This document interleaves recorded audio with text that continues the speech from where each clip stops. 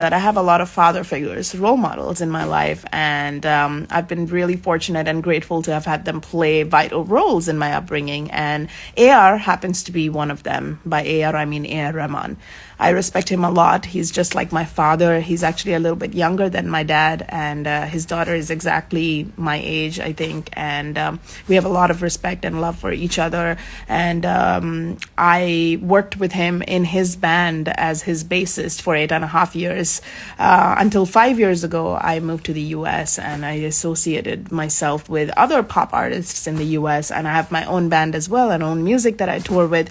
Anyway, long story short, please be kind and respect our privacy. It's a personal matter and it's painful. It's a painful process. So please be kind. 29 வருஷங்கள் திருமண வாழ்க்கையில் தம்பதிகளாக இருந்து வந்த AR Rahman மற்றும் சாய்ரா பானு இவங்க 2 பேரும் விவாகரத்து பண்ண போகிறதா கடந்த 19ஆம் தேதி சொல்லியிருந்தாங்க.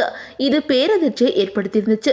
அவங்கள தொடர்ந்து ஏஆர் ரஹ்மானோட கிட்டாரிஸ்டான மோகினி டே தன்னோட இன்ஸ்டாகிராம் பக்கத்தில் தன்னோட காதல் கணவர் மார்க்க பிரியறதா சொல்லியிருந்தாங்க. இந்த 2 விவாகரத்துக்கும் தொடர்பு இருக்கிறதா சோசியல் மீடியா பக்கத்தில் தப்பு பேசி ஒரு நியூஸ் வைரல் ஆகி வந்துட்டு இருக்குது. இந்த நிலையில் ஏஆர் ரஹ்மான் பற்றி பகிரப்பட்டு வந்துட்டு இருக்கிற பொய்யான தகவல்களை நிறுத்த கோரியும் அவங்கள பிரிஞ்ச காரணத்தை பற்றியும் ஒரு ஆடியோ வெளியிட்டிருக்காங்க ஏஆர் ரஹ்மான் மனைவி சாய்ரா பானு. அதில் அவங்க, நான் இப்போ மும்பையில் இருக்கிறேன், நான் கொஞ்ச நாளாக உடம்பு சரியில்லாமல் இருக்கிறேன், அதனால தான் ரஹ்மான்கிட்ட இடைவெளி எடுத்துக்க விரும்பினேன். இந்த நேரத்தில் ரஹ்மான் பற்றி தப்பான தகவல்களை பரப்ப வேணாம் அப்படின்னு சொல்லிட்டு மீடியாட்ட கேட்டுக்கிறேன். ரஹ்மான் நல்ல மனிதர், அவர் உலகத்திலேயே சிறந்த மனிதர். என்னோட உடம்பு கருத்தில் கொண்டு தான் நான் இந்த முடிவை எடுத்திருக்கிறேன். அது மட்டும் இல்லாமல் நான் இப்போ மும்பையில் சிகிச்சை மேற்கொண்டு வந்துகிட்டு இருக்கேன். ரஹ்மானோட பிஸி நேரங்களில் அவங்களையும் என்னோட குழந்தைகளையும் தொந்தரவு பண்ண நான் விரும்பலை. இந்த நேரத்தில் இடைவெளி எடுத்துக்கத்தான் நாங்கள் விரும்பணும். அதை தாண்டி வேறு எந்த விஷயத்தையும் நாங்கள் அறிவிக்கவே இல்லை அப்படின்னு சொல்லியிருக்காங்க. இதை வச்சு பார்க்கும்போது இவங்க 2 பேரும் விவாகரத்து செய்தியை ரத்து பண்ணிட்டு கூடிய சீக்கிரமே ஒன்று சேருவாங்க அப்படின்னு எதிர்பார்க்கலாம். இந்த நிலையில் ஏஆர் ரஹ்மான் சாருக்கும் மோகினி டேக்கும் தொடர்பு இருக்கிறதா ஒரு நியூஸ் வைரல் ஆகி வந்த நிலையில் மோகினி டே தன்னோட இன்ஸ்டாகிராம் பக்கத்தில் ரொம்ப எமோஷ்னல் ஆகி ஒரு போஸ்ட் போட்டிருக்காங்க. அதில் அவங்க என்ன சொல்லியிருக்காங்க அப்படின்னா, என்னையும் ஏஆர் ரஹ்மான் சாரையும் தொடர்படுத்தி வர்ற ஆதாரமற்ற செயலை என்னால் நம்பவே முடியலை. இந்த 2 டிவோர்ஸையும் மீடியா இப்படி அசிங்கப்படுத்தி பேசுறது ஒரு குற்றமாக நான் பார்க்குறேன்.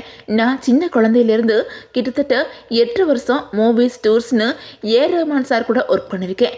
இந்த மாதிரி ரொம்ப எமோஷனலான விஷயங்கள்ல மக்கள் ரொம்ப மோசமாக நடந்துக்கிறது மனசுக்கு கஷ்டமாக இருக்குது. மக்களோட இந்த மாதிரி மனநிலை நினைச்சு எனக்கு ரொம்ப வருத்தமாக இருக்குது. ஏஆர் ரஹ்மான் சார் ஒரு லெஜெண்ட். அவர் எனக்கு அப்பா மாதிரி. எனக்கு ரோல் மாடலாகவும் அப்பா ஸ்தானத்துலையும் நிறைய பேர் இருக்காங்க. எங்கள் அப்பா தான் எனக்கு இசை பற்றி எல்லாமே சொல்லி கொடுத்தாரு. 1 வருஷத்துக்கு முன்னாடி தான் அவர் இறந்துட்டாரு. அவருக்கு அடுத்துதான் ரஞ்சித் பாரர், லூயிஸ் பேக் மற்றும் ஏஆர் ரஹ்மான் சாரை தான் அப்பாவா பார்க்குறேன். ஏஆர் ரஹ்மான் சார் தான் எனக்கு ஃப்ரீடம் கொடுத்து அவர் ஷோவில் மிளிர வச்சாரு. ரெக்கார்டிங் செஷனில் மியூசிக் அரேஞ்ச்மெண்ட்லாம் பண்ண வச்சாரு. அது எதையும் என்னால் மறக்க முடியாது. மீடியாஸ்க்கும் பாப்பாஸ்க்கும் மக்கள் மனசில் இது எவ்வளோ பெரிய பாதிப்பை ஏற்படுத்தும் அப்படிங்கிறது யாருக்குமே புரியல. கொஞ்சம் சென்சிட்டிவாக இருங்க. நான் இதை பற்றி எல்லாம் எக்ஸ்பிளைன் பண்ண வேண்டிய அவசியமே இல்லை. தயவு செஞ்சு இந்த பொய்யான குற்றச்சாட்டுகளை நிறுத்துங்க. எங்கள் தனிப்பட்ட வாழ்க்கை மதிங்க. அன்புடன் மோகினி டே அப்படின்னு சொல்லிட்டு அந்த போஸ்ட்டில் மோகினி டே ரொம்பவே எமோஷ்னலாக பேசியிருக்கிறாங்க.